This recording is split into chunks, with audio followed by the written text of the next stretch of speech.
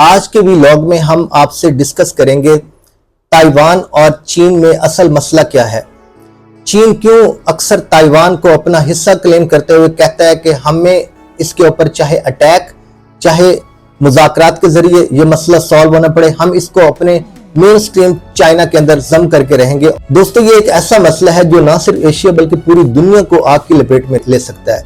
आज हम डिस्कस करेंगे कि ऐसी क्या वजूहात हैं कि चाइना ताइवान को अपना हिस्सा समझता है और ताइवान कहता है कि हमारा चाइना से कोई लेना देना ही नहीं है और हम इसका कोई हिस्सा नहीं है। इस वीडियो में हम डिटेल में डिस्कस करेंगे और उससे पहले हम डिटेल में जाएं, हम आपसे रिक्वेस्ट करेंगे चैनल को सब्सक्राइब कर लें ताकि आपको हमारी हर आने वाली वीडियो टाइमली मिल सके। तो दोस्तों, हम आज बात करते हैं आज के व्लॉग में कि असल में ये चाइना और ताइवान का मसला है क्या। दोस्तों, 1911 तक चाइना में किंग की हुकूमत थी, बादशाहत कायम थी। 20वीं सदी में इन दोनों मुल्कों के दरमियान में यह मसला शुरू हुआ। 1945 में दूसरी जंग अजीम के बाद जापान ने ताइवान को चाइना के सुपुर्द कर दिया। उस टाइम सरेंडर किया था जापान ने चाइना के सामने और ताइवान को उनके हवाले कर दिया था। लेकिन जब उनके हवाले किया तो 50 साल तक उससे पहले ताइवान के ऊपर जापान की हुकूमत रही। तो इस बादशाहत के खात्मे के बाद जब चाइना को ताइवान दे दिया गया तो फिर क्या हुआ? फिर दोस्तों ऐसा हुआ कि चीन में आप जानते हैं कम्युनिस्ट पार्टी जो आजकल भी मेन स्ट्रीम चाइना के अंदर हुकूमत करती है और उसी की ही हुकूमत सालों साल से चली आ रही है। कम्युनिस्ट पार्टी और नेशनल पार्टी, इन दोनों की क़यादत की आपस में लड़ाई हो गई तो पूरे चाइना में खाना जंगी शुरू हो गई, दंगे फसाद शुरू हो गए, लड़ाई शुरू हो गई और जंग की नौयत यहां तक पहुंची कि मेन स्ट्रीम चाइना के ऊपर मौजे तंग जिसकी पार्टी कम्युनिस्ट पार्टी है उसने कब्जा कर लिया पूरे चाइना के ऊपर और दूसरी जो नेशनल पार्टी है उसको धकेलते हुए उन्होंने ताइवान तक भेज दिया। तो तब तो दोनों ने एक्सेप्ट कर लिया कि आप ताइवान में हम चाइना में। लेकिन दोस्तों, रफ्ता रफ्ता जब टाइम गुजरता गया तो दोनों मुल्कों के दरमियान में चाइना और ताइवान में आपस में कंफ्लिक्ट बढ़ता गया। दोनों की क़यादत एक दूसरे के खिलाफ बयानात देती है और चाइना का ये कहना है कि हम वन चाइना की पॉलिसी पे बिलीव करते हैं, लिहाजा ताइवान भी हमारा हिस्सा होना चाहिए। वैसे सोचने की बात है, जब 1945 से ऑनवर्ड ये खाना जंगी हुई 1949 में, तो उस टाइम तो ताइवान को ताइवानियों के सुपुर्द कर दिया गया और मेन स्ट्रीम जो चाइना है उसके ऊपर मौजे तंग, तो उसकी कम्युनिस्ट पार्टी ने उसके ऊपर कब्जा किया था। तो फिर पीपल रिपब्लिक ऑफ चाइना के ऊपर तो कम्युनिस्ट पार्टी का कब्जा है, तो ताइवान ताइवानियों का है। अब आप उस पे क्यों क्लेम करते हैं? यही बात ताइवानी कहते हैं चाइना को। कहते हैं ना कि जब एक मुल्क स्ट्रांग हो जाता है, पावर आ जाती है और उसके एक इंटरनेशनल दुनिया में से आ जाती है तो फिर उसके ख्वाहिशात भी बनना शुरू हो जाती हैं। फिर पावर होती है तो पावर कहती है कि हमें और पावर चाहिए। तो अब चाइना ये चाहता है कि ताइवान चूंकि माजी में उसकी सल्तनत का हिस्सा था तो आज भी ताइवान को उसके साथ दोबारा शामिल होना चाहिए। लेकिन अब यहां हम ये बात करेंगे ताइवान की आजकल सिचुएशन क्या है। तो दोस्तों, ताइवान में मीडिया आजाद है, अदालतें आजाद हैं, वहां पे डेमोक्रेसी है, इलेक्शन होते हैं, टाइम पे होते हैं, अवाम को अपनी हुकूमत के खिलाफ बात करने की इजाजत है, मीडिया में डिफरेंट ओपिनियन भी पाई जाती है और हर तरह का वो एक डेमोक्रेटिक कंट्री का, डेमोक्रेटिक स्टेट का सिस्टम है जो ताइवान में लागू है, जो दूसरे नॉर्मली दुनिया के अच्छे कंट्रीज में है जहां पे डेमोक्रेसी अभी भी प्रिवेल करती है। लेकिन उसके बरक्स अगर हम चाइना की बात करते हैं तो दोस्तों, चाइना में आपको पता है कि वन चाइना वन पॉलिसी, उनके मीडिया के ऊपर वही चलता है जो चाइना की हुकूमत चाहती है। उसमें अवाम को कोई राय देने का, अपनी ओपिनियन बनाने का कोई हक नहीं है। दिल में बेशक बना ले लेकिन वो ओपनली उसको एक्सप्रेस नहीं कर सकते। तो जब एक देखो इंसान को पैदा किया अल्लाह ताला ने, तो उसका जो सबसे बुनियादी तरीन राइट है वो उसकी जात की इंडिपेंडेंस है, उसकी अपनी राय है, उसकी अपनी फीलिंग है, उसकी अपनी सोच है, उसकी अपनी पॉइंट ऑफ व्यू है कि वो कुछ राय रखता है किसी चीज के बारे में, किसी इंसान के बारे में, किसी स्टेट के बारे में, स्टेट के अंदर रहते हुए उसके इदारों के बारे में, अपनी गवर्नमेंट की कारकर्दगी के बारे में, या किस गवर्नमेंट को उसने रखना है, किस गवर्नमेंट को घर भेजना है, किसके साथ सपोर्ट रखनी है, किसके साथ नहीं रखनी, ये इंसान को उस विद इन स्टेट उसके राइट्स दिए गए हैं। लेकिन अनफॉर्चुनेटली चाइना में ये राइट्स नहीं है। चाइना में वन चाइना है, वन पॉलिसी है, अवाम को, मीडिया को और हर इदारे को वही पॉलिसी एक्सेप्ट करनी मजबूरी है। तो जब ये चीजें ताइवानी लोग देखते हैं कि हमारे मुल्क में आजादी है, हमारे मुल्क में मीडिया आजाद है, इंसान आजाद है, हमारे मुल्क में हम जो मर्जी करना चाहें, जो मर्जी बोलना चाहें, हम कर सकते हैं। तो हम उस मुल्क में, उस चाइना में क्यों दोबारा से दाखिल हो जहां घुटनज़दा माहौल है, जहां डेमोक्रेसी नहीं बल्कि डिक्टेटरशिप है, जहां इंसान को अपनी जात की कोई आजादी नहीं है, उसके ख्यालात की कोई आजादी नहीं है, उस इंसान की पॉइंट ऑफ व्यू की, उसकी फीलिंग्स की, उसकी थिंकिंग की, उसकी थॉट्स की कोई रिस्पेक्ट नहीं है। तो फिर ताइवानी भी कहते हैं कि हम चाइना को अपनी कंट्री के साथ मिला के उसका हिस्सा क्यों बने।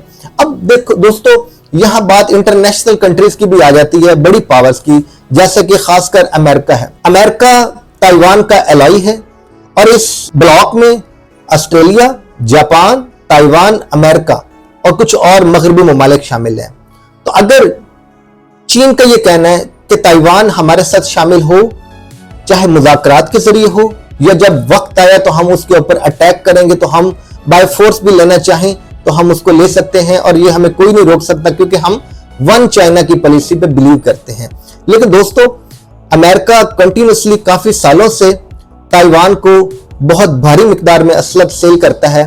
तो उसके पास फाइटर जेट्स भी हैं, उसके पास दूसरा बोट्स भी हैं, उसके पास बहरी जहाज भी हैं, उसके पास अपनी एक अच्छी मजबूत फौज भी है।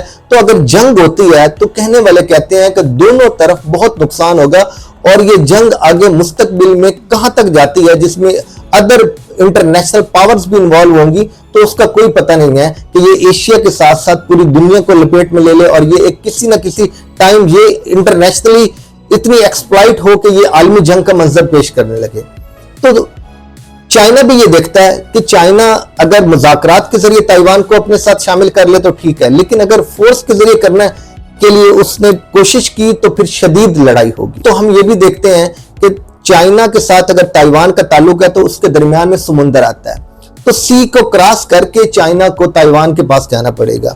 तो हम देखते हैं आए रोज के पिछले महीने भी खबर थी कि पिछला एक पूरा महीना ताइवान के इर्द गिर्द मशकें चलती रही और कंटिन्यूसली 24/7 चाइना की निगरानी चलती रही और ताइवानी भी खौफ ज़दा थे कि कहीं चीन हमारे ऊपर अटैक करने की तैयारी तो नहीं कर रहा, ये ना हो कि किसी टाइम वो सडन हमारे ऊपर अटैक कर दे। और आप जानते हैं कि पिछले दिनों ईरान इसराइल इस जंग में भी थोड़ी सी खबरें थी और पाकिस्तान इंडिया का भी कन्फ्लिक्ट हुआ और 3 साल से यूक्रेन और रशिया की जंग तो दोस्तों आपको पता चल ही रही है। इस सारे टेंशन में ताइवानियों और दूसरे मुल्कों को लगा कि शायद चाइना ताइवान के ऊपर अटैक कर सकता है, लेकिन फिलहाल दोस्तों चाइना ने अटैक तो नहीं किया, लेकिन जो अज़ाइम है वो खुलकर चाइना कहता है कि हम वन चाइना की पॉलिसी पे बिलीव करते हैं, ताइवान हमारा हिस्सा है, हमारा तारीखी तौर पे हमारा हिस्सा रहा है और हम इसको दोबारा से अपने चाइना के साथ शामिल करेंगे। लेकिन दोस्तों अब यहाँ बात करते हैं कि ताइवानी क्या सोचते हैं, ताइवानी क्या चाइना के साथ वापस जाना चाहते हैं।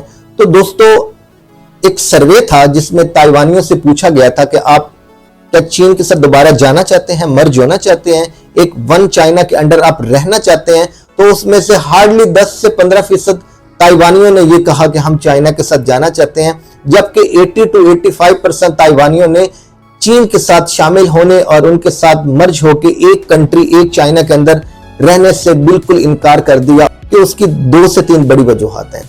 जैसे कि मैं पहले बता चुका हूं, चाइना एक डेमोक्रेटिक नहीं बल्कि एक डिक्टेटरशिप वाला मुल्क है जिसमें गवर्नमेंट की पॉलिसी चलेगी, एक ही पार्टी है, कोई इलेक्शन नहीं, कोई ऑपोजिशन नहीं, कोई मीडिया नहीं, बस एक ही मीडिया जो गवर्नमेंट का मीडिया चलेगा, वही आवाज है जो आवाम को सुनाई देगी, जो गवर्नमेंट चाहती है, जो उनकी सरकारी पार्टी चाहती है और जो चाइना चाहता है। जबकि उसके कंपैरेटिवली ताइवानी लोग बहुत आजाद हैं अपने ख्यालात में, अपने रस्म रवाज में और हाँ इससे बढ़कर अपनी आजादी राय में। वो जो कुछ करना चाहते हैं, जो कुछ कहना चाहते हैं, अपनी पसंद की गवर्नमेंट लाना चाहते हैं या किसको वो घर भेजना चाहते हैं, वहां शफाफ इलेक्शन होते हैं, डेमोक्रेटिक सिस्टम है।